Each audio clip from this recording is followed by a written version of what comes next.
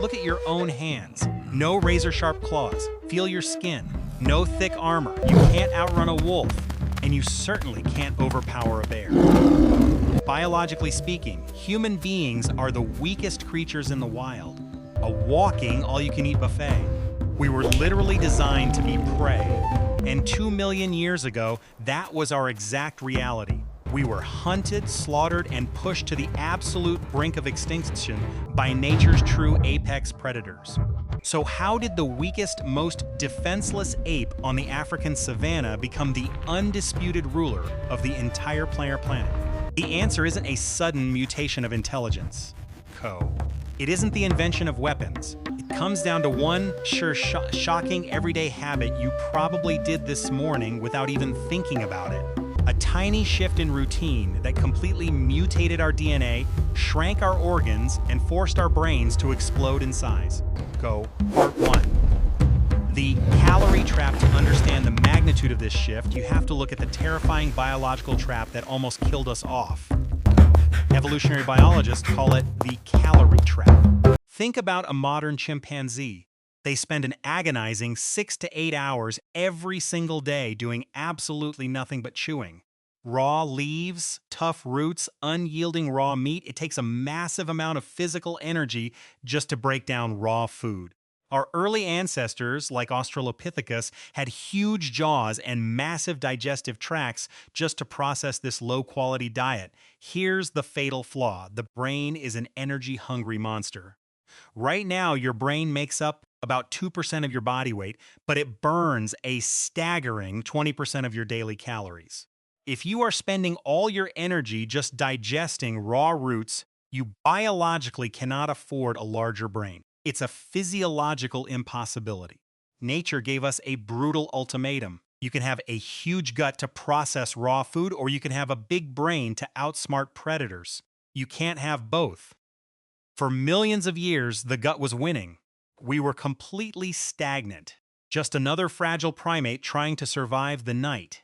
Until, roughly 1.5 million years ago, a spark changed the trajectory of life on Earth forever.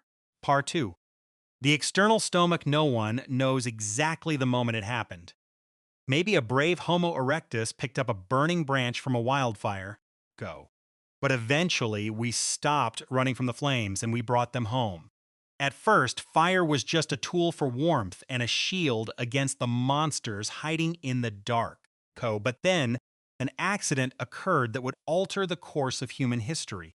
A piece of raw meat fell into the coals. When it was pulled out, it was different. It was soft, it was rich, it was cooked. Cooking food is without a doubt the greatest technological breakthrough in human history. Why? Because a cooking fire acts like an external stomach. When you heat food, the fire does the work of digestion for you. It breaks down tough collagen in meat. It softens the tightly wound carbohydrates in plants. Suddenly, a meal that used to take 6 hours of exhausting chewing could be consumed and digested in just 30 minutes. This tiny habit, dropping our food into a fire before eating it, unlocked a tidal wave of calories. We were suddenly absorbing vastly more energy with incredibly less effort. And this is where human biology pulled off its greatest magic trick. Because we no longer needed massive, energy-draining intestines to break down raw food, our digestive tracts physically began to shrink. We traded gut tissue for brain tissue. All that surplus energy, once wasted on digestion, was funneled straight to our heads. Our cranial capacity exploded. But unlocking a bigger brain was only half the battle. Surviving in a brutal world required more than just intelligence.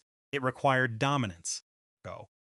And while cooking our food changed our biology, the act of gathering around the fire changed something far more powerful. It gave birth to a terrifying new weapon, one that allowed us to wipe out the strongest hominids on Earth, including the Neanderthals. And that weapon was gossip. Part 3. The invisible weapon. So, how did sitting around a fire, eating cooked meat, wipe out an entire rival species? It comes down to what happened while the food was cooking. For the first time in evolutionary history, our ancestors weren't spending every waking second chewing tough roots or running from predators. The fire kept the monsters at bay. Co. The cooked food digesting rapidly in their shrinking stomachs gave them an unprecedented luxury, free time. Go. And with that massive, newly supercharged brain, they started doing something no other animal had ever done. They started talking about each other.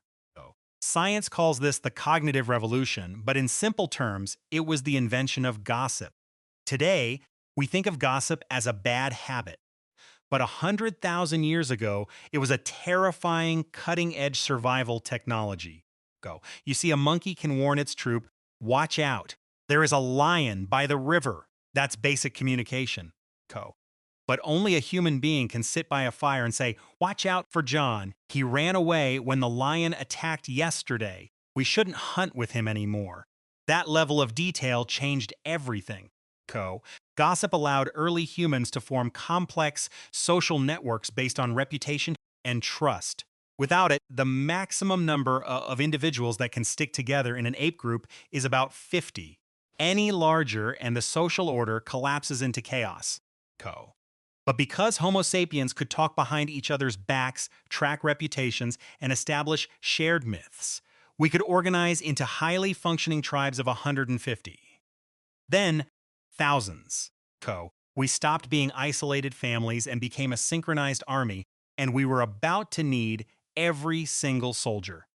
Because as our ancestors migrated out of Africa, they walked straight into the territory of the ultimate apex predator. Co. Part 4. The Neanderthal problem. Enter the Neanderthal. Forget everything you've seen in cartoons about dumb, stumbling cavemen. The Neanderthals were magnificent, terrifying survivors. Co. They had been living in the brutal, freezing conditions of Ice Age Europe for hundreds of thousands of years. They were heavily muscled, possessed incredibly thick bones, and were naturally adapted to the unforgiving cold. Even more shocking? Their brains were actually larger than ours. If you put a Homo sapien and a Neanderthal in a one-on-one fight, the Homo sapien loses every single time. We were physically outmatched in every conceivable way. Go. When our ancestors first encountered them, we should have been wiped off the map. But Homo sapiens didn't fight one-on-one. Co.